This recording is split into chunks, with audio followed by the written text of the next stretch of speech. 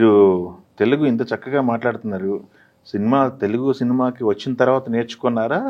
ముందే తెలుగు బాగా తెలుసా మీకు? సిమిలారిటీ ఉంది, స్క్రిప్ట్ లో ఉంది, లిపిలో ఉంది, కానీ మాటలు వేరే వేరే పద్ధతి.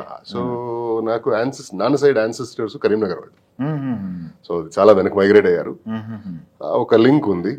ఇంట్లో మాట్లాడే తెలుగు కూడా కొంచెం అది కన్నడీకరణ ఉంటుంది. మాట్లాడతారా తెలుగు? మాట్లాడతారు. అది కన్నడలోనే ఉంటుంది దాదాపు.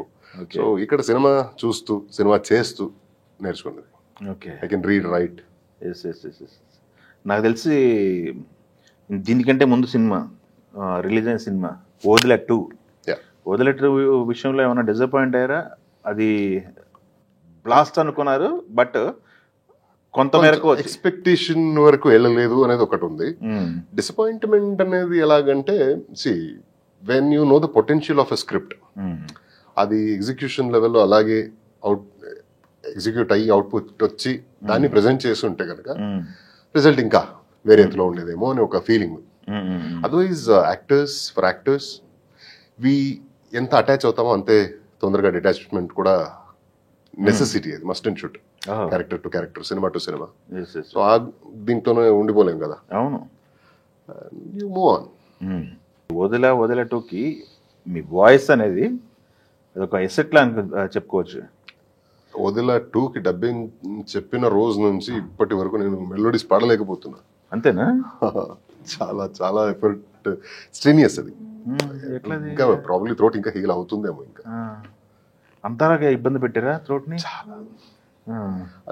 చాలా వేరియేషన్స్ ఉంది వాయిస్ లోనే, చాలా వరకు ఎఫెక్ట్స్ ఉన్నాయి అక్కడ.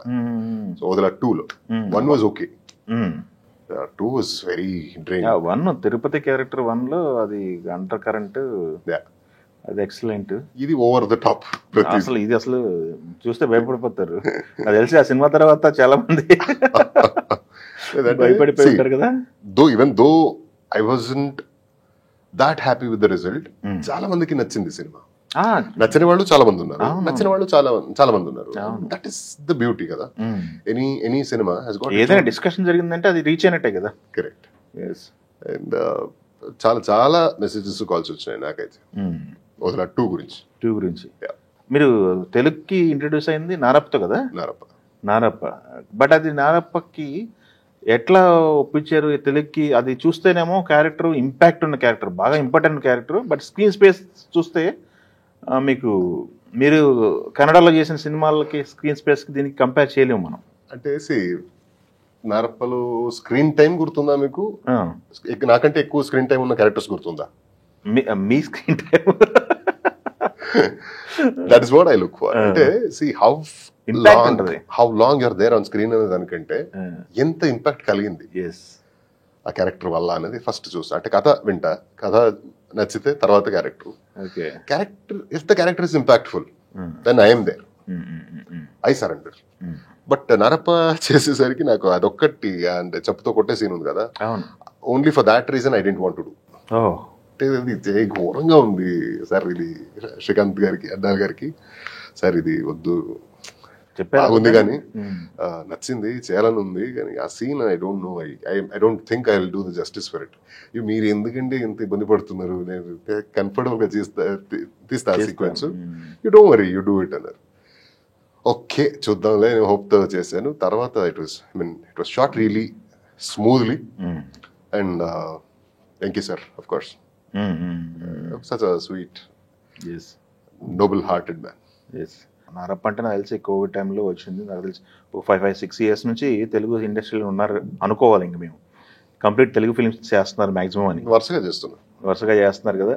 తెలుగు ఫిల్మ్ ఇండస్ట్రీ అబ్జర్వ్ చేసిన తర్వాత ఏమనిపిస్తుంది? ఇప్పటివరకు చేసిన పీపుల్ వర్కింగ్ ఎక్స్పీరియన్స్ చెప్పమంటే? చాలా variety of people, varied amount of experiences. And ఒక్కటి నేను ఇక్కడ తెలుగు స్టేట్స్ లో కానీ తెలుగు ఇండస్ట్రీలో కానీ అబ్జర్వ్ చేసిందంటే, సినిమా అంటే ప్రాణం ఇక్కడ. It's not just yet another option. Cinema అంటే ప్రాణం పోస్తారు. సో అది నాకు ఇష్టమైన విషయం. అండ్ పడి చేస్తారు, ఏదో లాగా చేసైనా సరే సినిమా I have to get this out అనేలాగా ఒక అటెంప్ట్ అయితే ప్రతి ఒక్కరిలో నుంచి ఉంటుంది. That is why the industry is flourishing so much. Yes yes